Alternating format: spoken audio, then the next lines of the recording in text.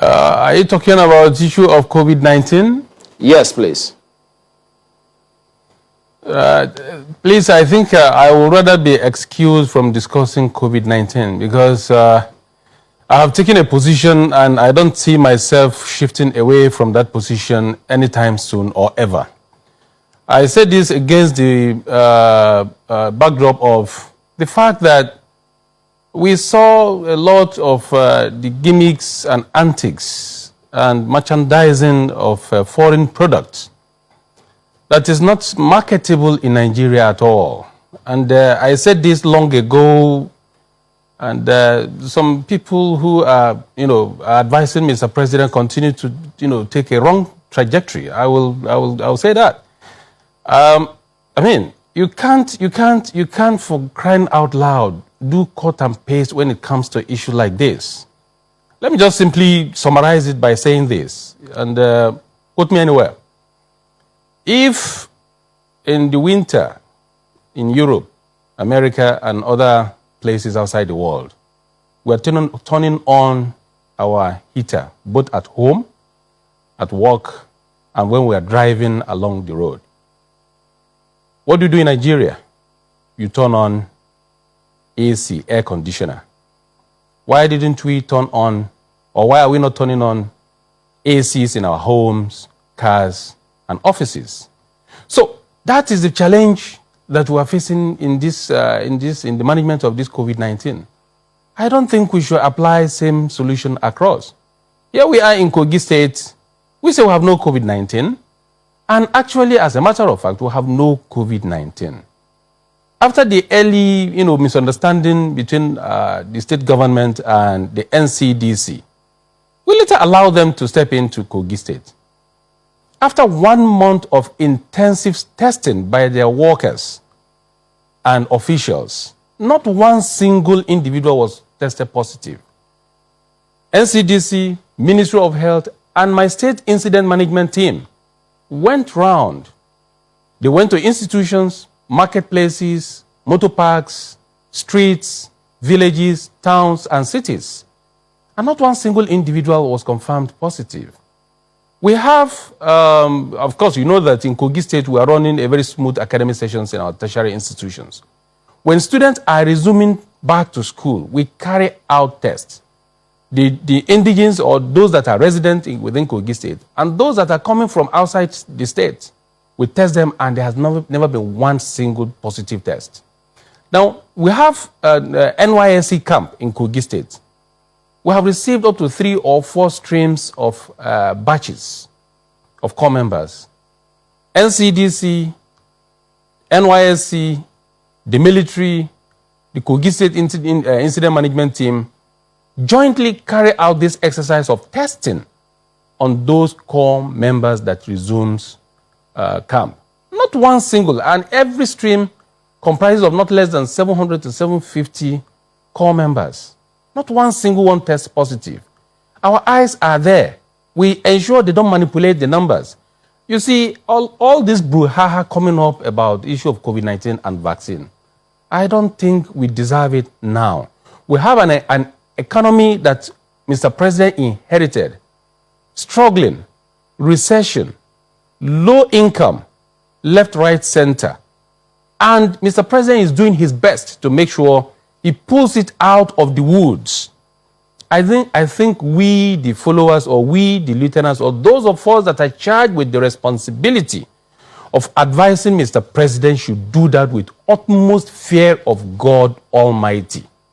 We're talking of insecurity today in the country.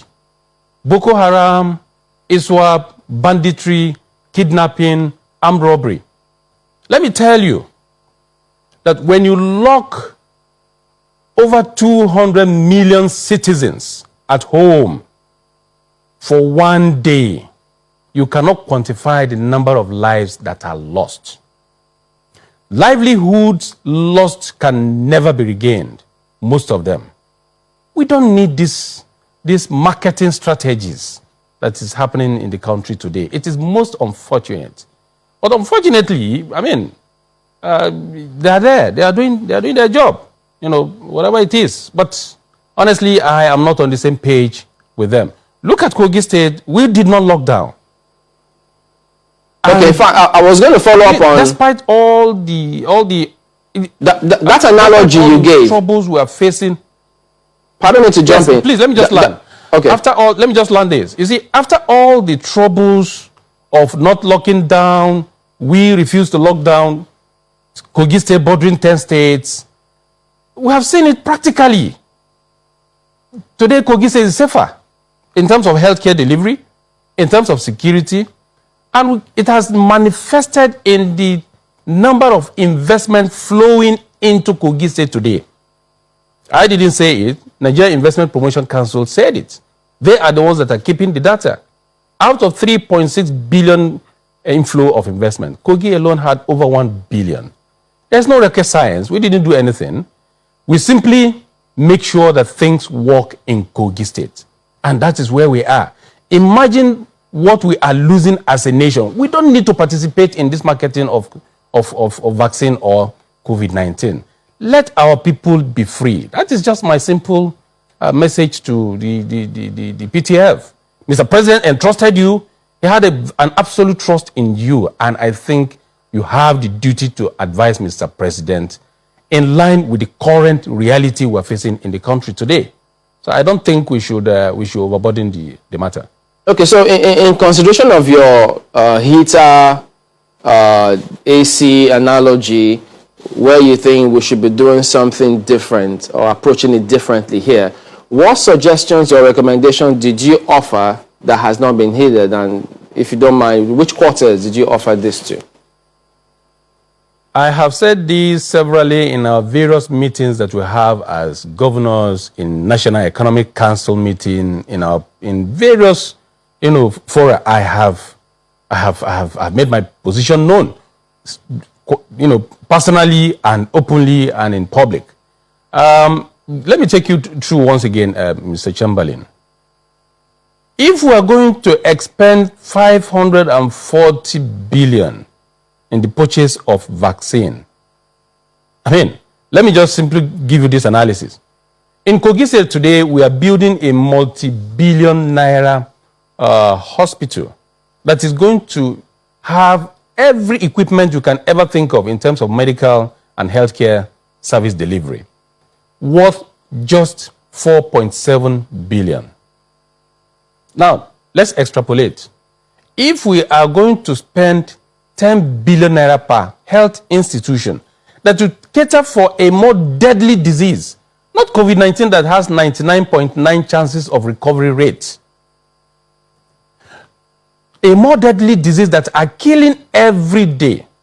If we expend just 10 billion only, and 10 billion put in Nigerian factor, let me put it that way, and taxes, we are going to have 54 of such. Every state power will have one each. FCT can have up to 2, Lagos can have up to 2, Kano can have up to 2, and some other major cities can have up to 2. No disease we will not be able to cure in this country. From CBN, analysis sometimes back, 3.5 trillion expended so far on COVID and COVID-related matters. We don't need to have gone through that route. In one of these our sessions in the National Economic Council meeting, there was this issue that came up regarding infrastructure, road infrastructure in the country. I'm sure you know Mr. President care about Nigerians so much that he continued to emphasize on infrastructure building of infrastructure, and he was doing much within the little resources available to him. But in order to take it further and faster, we suggested that a committee be set up under the leadership of Governor Nasir Ahmed El-Rufai, and this committee did a wonderful job. This committee comprises of some governors, including CBN themselves. And they came up with just a report that, in summary, that requires only 2 billion only to fix major commercially viable roads in the country. That report has been gathering dust over 1 year.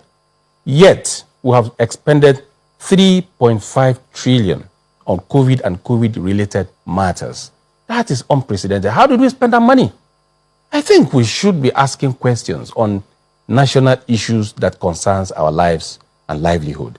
So, if we're now gravitating towards locking down our people, creating a scenario and a situation where civil servants and Nigerians will be forced to take vaccine that the producers have absorbed themselves. In other words, this is my product. I produced it, but I will not take responsibility if this product harm you. Yet we are rushing to get